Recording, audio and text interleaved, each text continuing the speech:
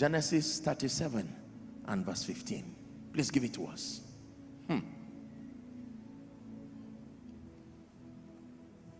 And a certain man found you rigmaroling around life, and a certain man found you with a pile of enemies on your blacklist. And they say, what is all this about? And he said, what are you really looking for? Why do you have enemies everywhere you go? From this company you have enemies, from that company you have enemies. Look, the kind of person I am, I don't allow anybody insult me. What are you really saying? I have a problem and I'm yet to deal with it. So the obvious is to blame anybody I can blame. Can I tell you, when you have a problem with too many people, the problem is you. Because you interpret life from the lens of your own limitation. When you have a problem in Lagos, Abuja, London, Kaduna, UK, the problem is you. Can I tell you this? If you understand this message I am teaching you, it will bring you permanent deliverance. You will strive to be successful, but you will know that there is something greater than success. So you will not postpone your joy till the day you build a mansion. You will start rejoicing today. If they ask you why, you will say, I know that even my 10 years is not what will give me joy and fulfillment. No.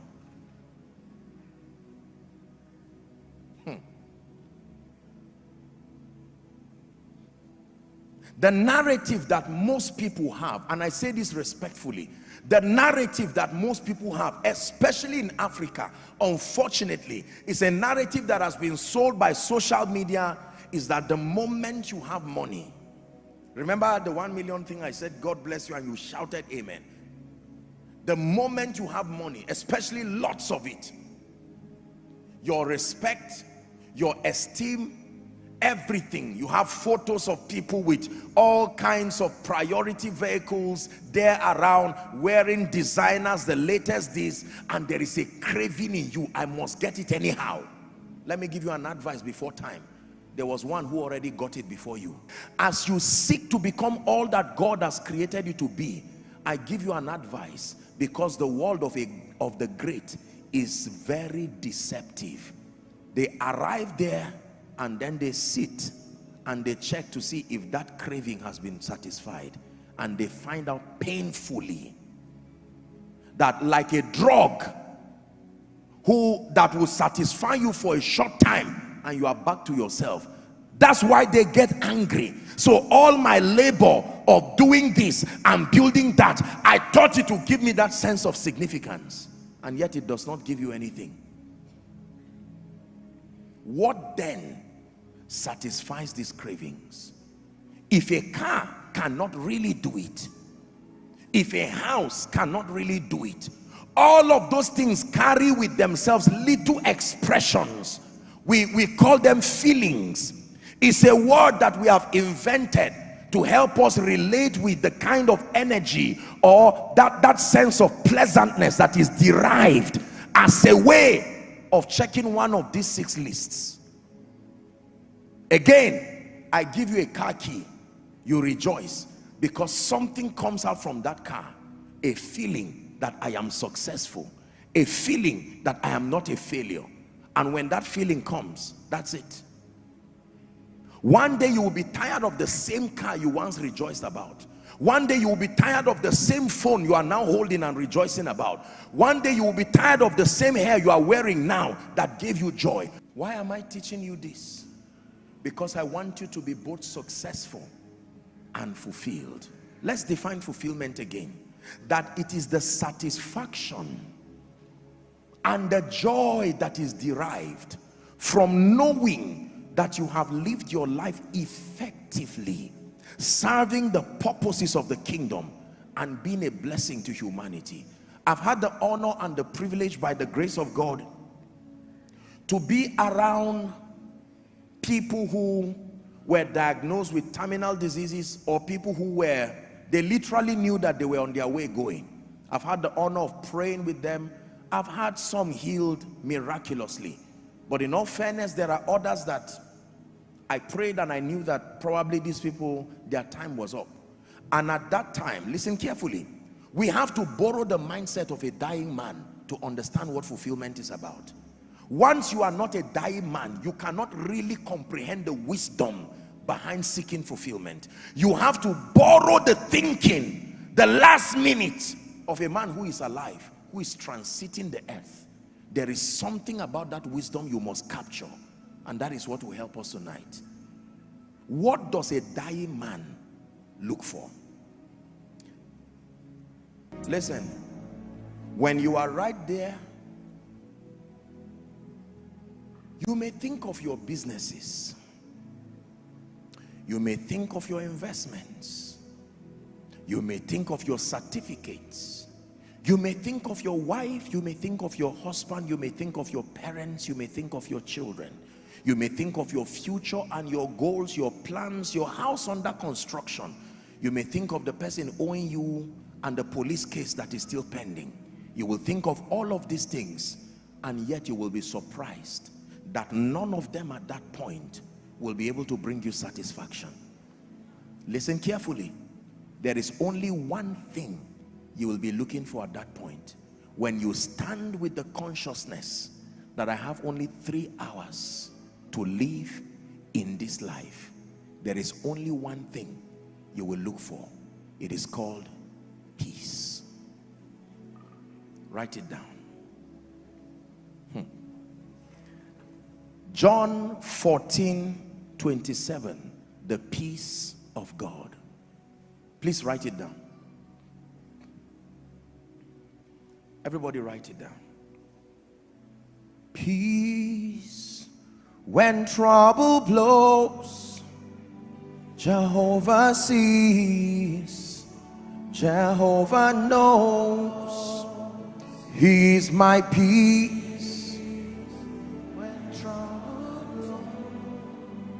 Jehovah sees, Jehovah knows. Do you know? Remember, 3 hours to end your life, and yet it is not another degree you want. It is not another political office you want. 3 hours, it is timing. By now it will be less than the 3 hours. It is not whether you like it or not, non-negotiable. 3 hours.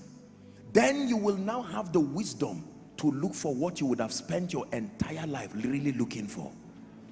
The thing you are looking for at the point of death is what you should find first in your life and have the privilege of enjoying it. Because I will tell you, in that security, in that variety, in that significance, in that acceptance, in that sense of growth, in that sense of achievement, all of them are various ways of saying the same thing. This is one thing you are looking for: peace. How come you only find it when you are hours to the end of your life, whereas that is really what you need even from the start of your life? And can you imagine that it is available even before you find any of these things? That you can have it without a car, you can have it without a child, you can have it without a church, and yet we ignore it. But when you are about to go, when every other thing fades, you find out that is the real thing. So when I crave for security, what I am really looking for is peace. When I crave for variety, what I'm really looking for is peace. When I crave for significance, what I'm really looking for is peace. When I crave for acceptance, running away from trouble, what I'm really looking for is peace. When I crave for growth, what I'm really looking for is peace.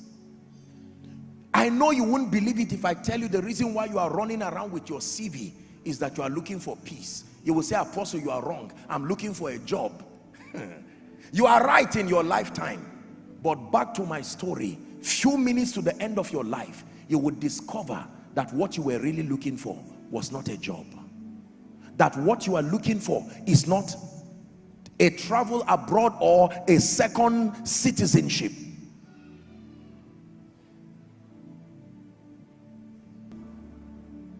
John 14 and verse 27. Listen to what Jesus the wise has to tell you. Dear one who has been given the gift of life, peace I leave with you. My peace I give to you, not as the world giveth, give I unto you. He said, let not your heart be troubled, neither let it be afraid. I have given you something. The fear that comes as a result of lack of a job. I don't mean to get you emotional, but everybody who died in the train that was headed to Kaduna, by the time they left Abuja, they had plans. When they woke up that morning, they said, I will return back in the evening. And when I return, honey, I'm rushing down to Kaduna to do something quickly. I just want to check my building. And they did not know that they had 3 hours left. I know you may not see the wisdom in what I'm teaching you today. I'm not saying you will die, but I'm giving you wisdom that is greater than investments. Wisdom. Can I tell you this? It is a waste of time to suspend your pursuit for peace until you find a house. It is a waste of time to suspend your pursuit for peace until you have children. It is a waste of time to suspend your pursuit for peace until you have money. None of those things have the power to give you peace. I can tell you. They may carry with them expressions of conveniences that may minister security, may minister variety, but security, variety, significance, love and acceptance, growth and advancement, impact and contribution are psychological ways of looking for the same thing, peace. Jesus said, I've given it to you. I don't give you when you finish your degree. I don't give you when you finish your master's. I don't give you when you finish your PhD. I don't give you when you become a professor. I don't give you when you are 60 years. Right where you are, before you even start your journey, you can carry the peace of God. When you find a house, it's just an added advantage, but peace is there. Even if the house goes, your peace remains. As God grants you children, you are celebrating the children and dancing, but not without your peace. Can I tell you, no matter what you lose, you did not lose if what you have left is peace. But no matter what you gain, hear me, you really lost if you lost your peace on the way. Many of you start with that gift of peace. You throw it away to look for a wife. You throw it away to look for a husband. You throw it away to look for a job. You throw it away to look for ministry increase. At the end of it, watch what you have.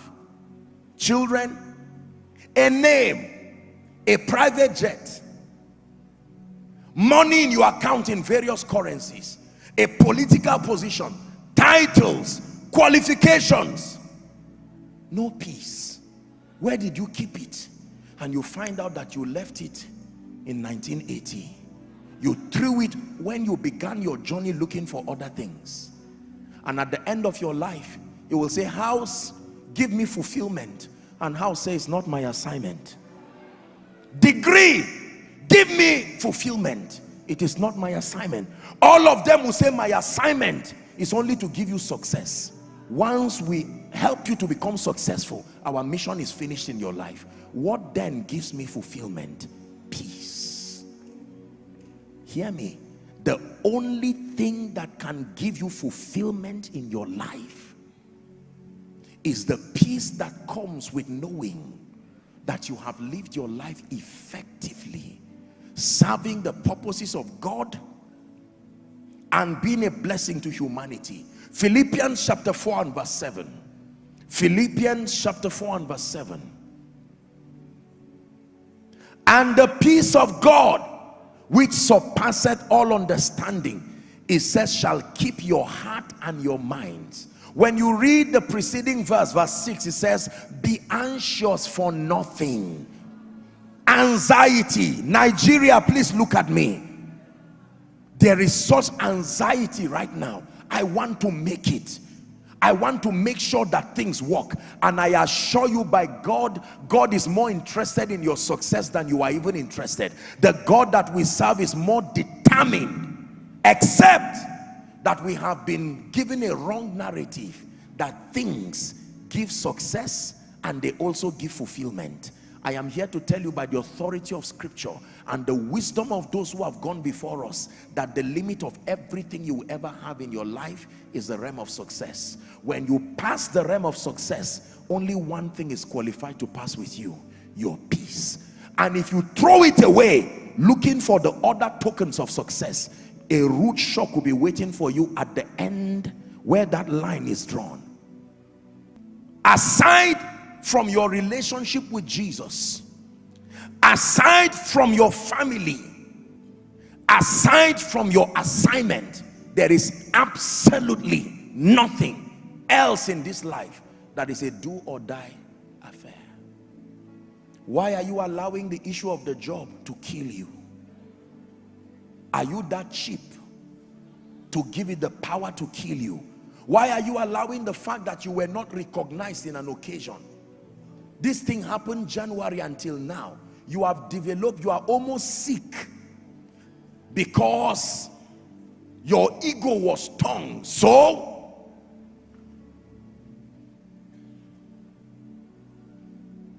those who left, who today have gone to be with the Lord, I imagine them sitting respectfully. Some of them are your loved ones. I don't mean to get too emotional, but when they sat in that train, as it started, they didn't know the clock too started. The same way you are seated here, I'm not trying to be a bearer of bad news, but you are closer today than you were in the morning. I don't care how long the time is. Just know that when you woke up this morning, you are closer to that moment. Believe it, cast it, say in Jesus' name, I don't agree, safe journey. I can assure you by the God of heaven, by the time you wake up tomorrow morning, among the many things that you remember, it is -1 day to that moment. So when you are fighting and dragging for your ego, let wisdom stand in between to separate you and say, there is no time for this. Remember what you should not lose. Lose the business, but don't lose peace. Lose whatever, but don't lose peace. Remember the wisdom of a dying man. Money will not do you much at that time. It does not give fulfillment. There are the things that matter. The chiefest among them is peace. Tie it around you. No matter what happens, refuse to let your peace go. And at the end of your life, you will find out that peace brought you houses. You will find out that peace brought you certificates, but you will wave them at the gates of success, and peace will escort you gallantly into the realm where only few ever get to. It's called the realm of fulfillment. You will stand there with joy, knowing you have lived your life effectively, serving the purposes of the kingdom. And whether he comes to meet you or you go to meet him, you can wave earth goodbye with joy, because it's the same peace that goes with you. Jesus said, my peace. So